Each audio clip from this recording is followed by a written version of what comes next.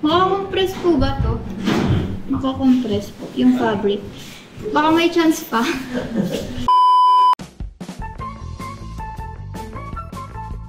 What's up mga kahagod? Welcome sa pinabagong episode ng show na ito kung saan susubukin ng diskarte at galing ng aming Tulko intern sa paggawa ng iba't ibang screen printing challenges. Ito ang Kaya Mo Ba To? Sa show na ito, bibigyan natin ng ating mga challengers ng mga iba't ibang screen printing challenges at pagkatapos ay evaluate natin ang ating mga gawa base sa iba't ibang criteria. By the way, maraming salamat sa lahat ng bumoto sa ating previous episode as chosen by the majority of winners. Ang winner sa previous challenge natin ay si JP. So bago natin i-reveal ang ating challenge, kilalanin muna natin ang ating challenger for today. Ang pangalan ko po is Mark Del Faith N. Hinojosa. Student intern po ako from TUP Manila. Ako po si Sashi Sofia Dadu, 21-year-old. Isa po akong intern. Nag-aaral po ako sa Technological University of the Philippines. Parang naging interview na. Graphic designer po ako sa Tulko for the meantime as an intern. Masaya. Taken po. Taken for granted. Taken po. Nung second year lang ako na experience ko siya kasi part siya ng curriculum sa subject namin. Experience ko po is nung second year, may subject po kasi kami ng screen printing. So, ang nagawa na po namin is yung 2 colors and yung 4 colors. Siguro neutral lang, 3 lang. Kasi medyo matagal na rin akong hindi nagsisilk screen eh. 3? Pinarapagpan ka ba? Hindi naman. O, hindi ka naman. Ang challenge natin for today is screen printing challenge. Ay. Nonchalant. Charot. Nakapag-print ka ba ng design before? Oo, pero ano lang, mga minimal designs lang siya. Gaano ba ka-complicated yung design? Apo, nung sa second year po namin. Ngayon nalaman mo na yung challenge natin. Yung level confidence mo. Ganun pa din. Hindi ko... Neutral pa din. Ganyan lang. Ganun. 4. Medyo nagkaroon na ng confidence. Mas niya, medyo. Simple lang ang gagawin ng ating challengers. Bibigyan namin sila ng chance na makapag-prepare for the challenge.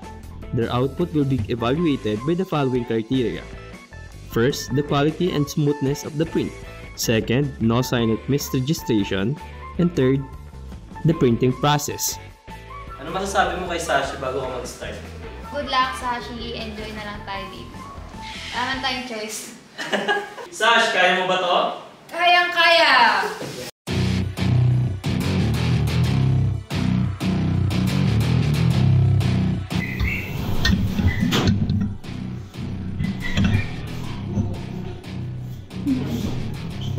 Parang nangyayari na to.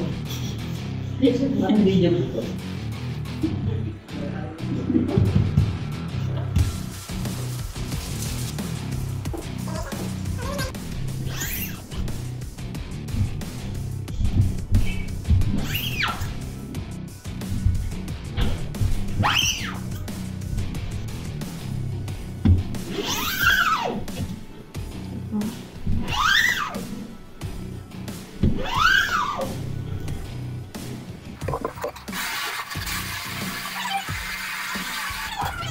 Kumakalat na ng file sa QC. May breakdown sa QC. May breakdown ng kumakalat. Ang tawag? Break po. Break. Sorry. Nabali.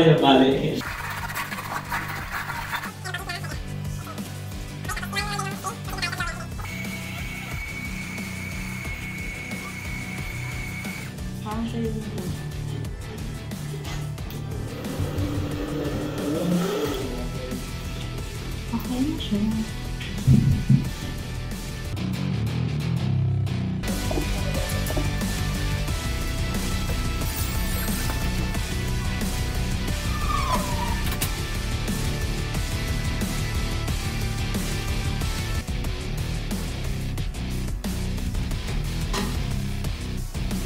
Managed po yung panagal.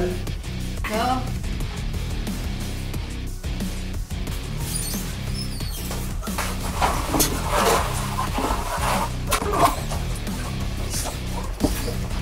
Pwede po 4. Shout out kay Sir Den. Shout out Sir Den.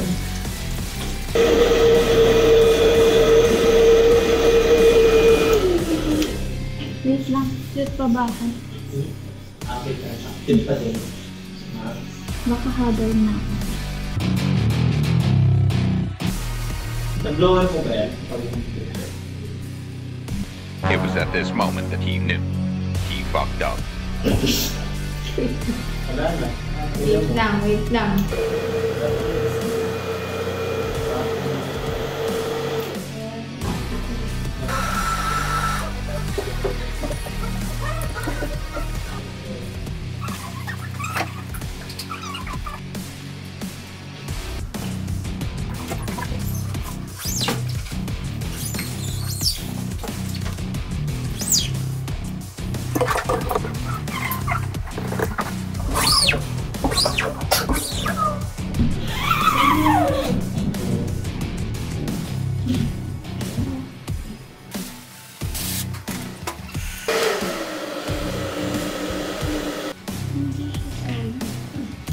Kasi magaling na sila ng ink.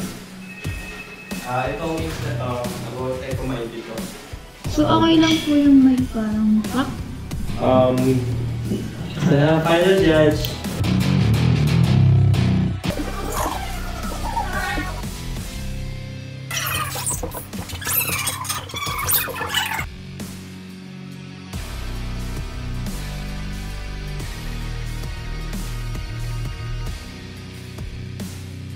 Yari ako kay Sir Dip pag di ko ina-spray.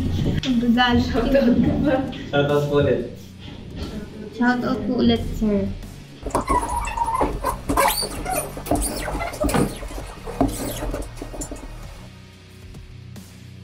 Amen. Hindi pa tayo.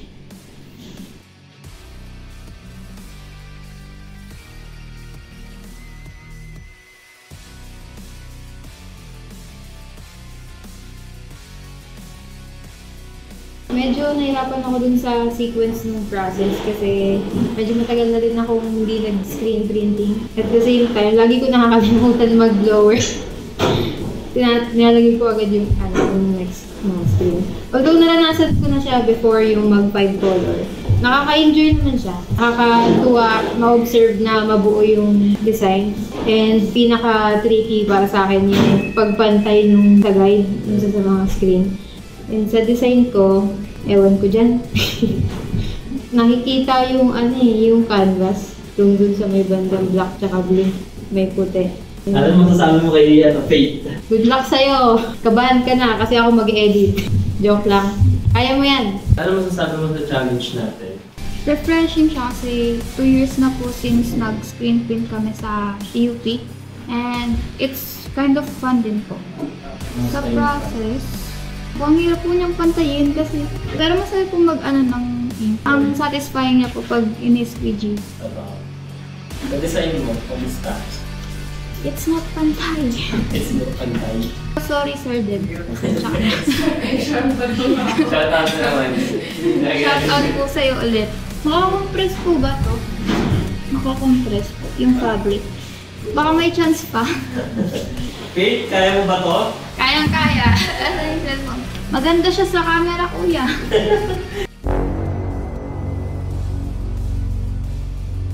Ako po pala si Julius. Ang trabaho ko po sa tool ko ay minsan mixer, minsan printer. Gaano mo na po kayo katagal sa tool ko?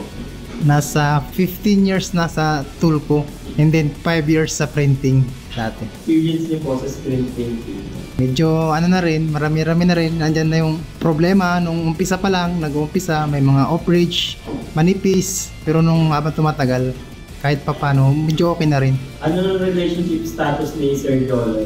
Married na. Favorite color din? Green. So, dito sa print natin dito sa may right side, unang napapansin ko po ay manipis siya. Hindi pumasok lahat ng ink, lalo-lalo dito sa red. Tapos yun sa yellow naman, off-registered siya. Tsaka dun sa blue, kumbaga may lumalabas na mga white. Kumbaga kulang po ng ink, hindi nakapasok lahat ng ink dito. Off-read siya. Kumbaga sa tawag nila mga banking. Ganun. Dito naman sa right side, Okay naman yung ano niya, rehistro. Yung yellow, tsaka yung blue, red. Tama naman yung rehistro niya. Ang napansin ko na lang sa kanya dito sa part sa baba, yung sa may black, hindi pumasok lahat yung ink. Kulang na siya ng ink pag-squeeze dito. Kaya siya naging manipis. Yun lang po napansin ko dito sa pangalawang print.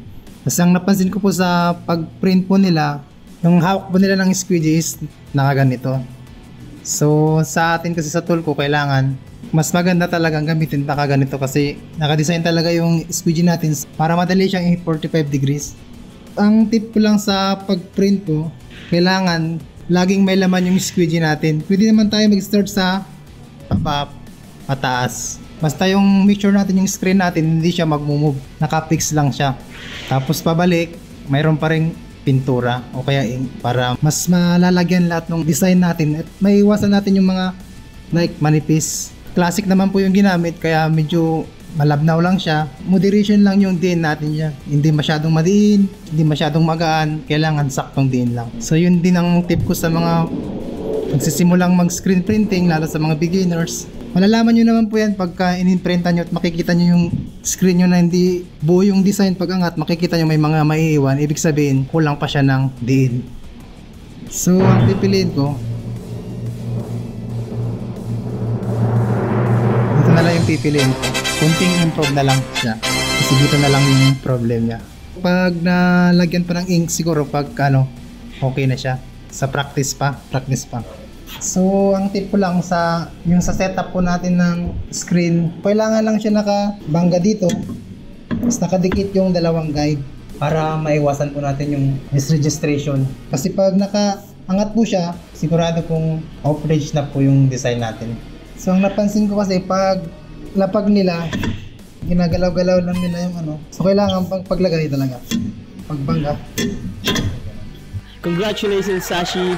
Dahil dyan ikaw ang kauna-una ang outstanding Tulko intern na nagugi sa Kaya Mo Ba To challenge for this episode. And let us know kung anong content or challenge ang gusto nyo gawin namin sa susunod na video. Maraming salamat sa patuloy na pagsuporta at pagtangkilik sa aming produkto. Kung nagustuhan nyo ang episode na ito, like this video at mag-subscribe sa aming YouTube channel upang ma-notify kayo sa aming featured uploads. Hanggang sa muli, happy printing!